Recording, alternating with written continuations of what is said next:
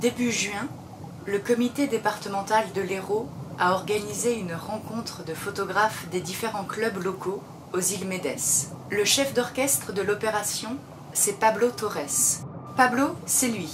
Mais non, lui.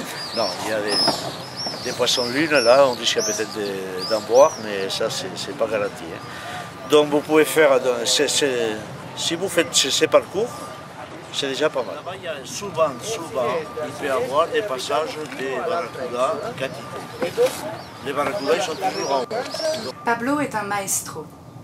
Passionné de plongée et de photos, il raconte volontiers ses aventures avec les pionniers et ses déboires avec les premières photos sous-marines. Un saut droit, premier réglage.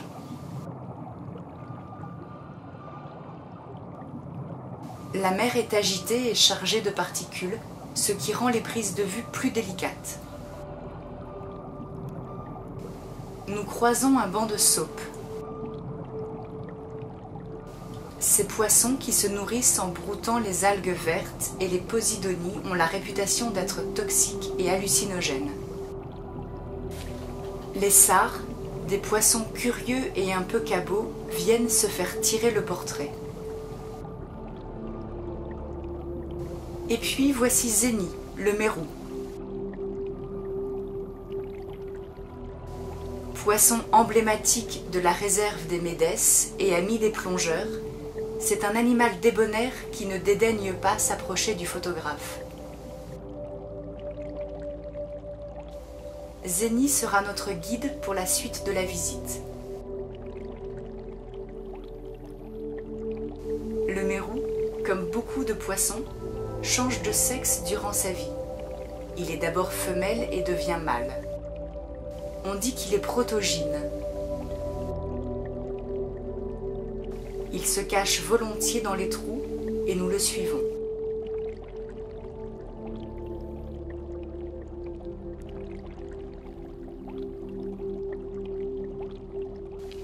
Une image fantomatique nous attend à la sortie. Les sars à tête noire se dispersent à notre approche.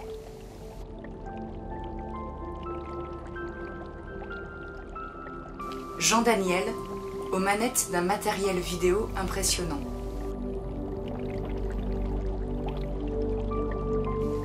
Un peu plus loin, Zéni, notre ami mérou, nous attend et nous invite à le suivre. Il faut l'œil du photographe pour découvrir ce petit doris dalmatien, un nudibranche bien caché sous un rocher pour protéger sa ponte. C'est la délicate dentelle que l'on aperçoit en haut à gauche de l'image de Michel. 15 mm de long pour 1 mm d'épaisseur, le planaire rose est un délicat et élégant petit verre plat assez courant en Méditerranée. Ah, Zéni nous attend.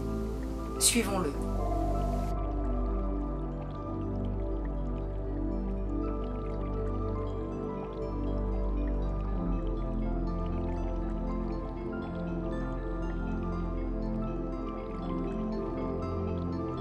La murène est à l'affût. Tandis que le poulpe, pas du tout impressionné par l'objectif, attend patiemment le passage d'une proie. L'étoile de mer, ou Astéroïdea, nous fait découvrir ses multiples pieds qui lui permettent de se déplacer.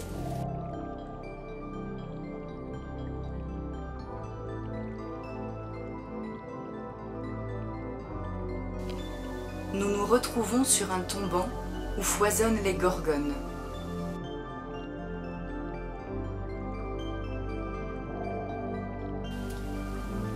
Contrairement à leur apparence, les gorgones ne sont pas des plantes, mais des colonies d'animaux primaires. De minuscules polypes se développent en se nourrissant du plancton en suspension dans le courant et construisent lentement un délicat et fragile support ramifié.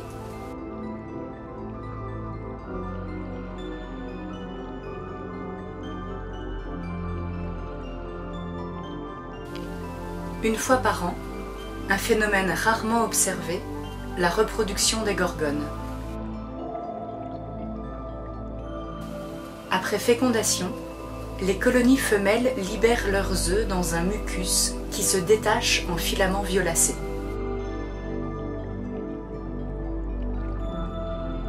Doucement, ces œufs seront dispersés par le courant et certains se fixeront sur un nouveau substrat pour perpétrer l'espèce qui, millimètre par millimètre, à raison d'1 centimètre par an, va reconquérir l'espace minéral et reconstituer ce magnifique arbre de vie.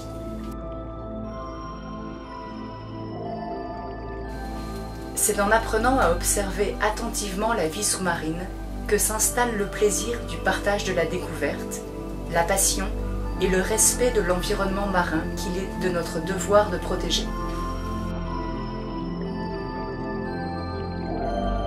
Et puis, les belles histoires finissent souvent autour d'un verre pour souder l'amitié.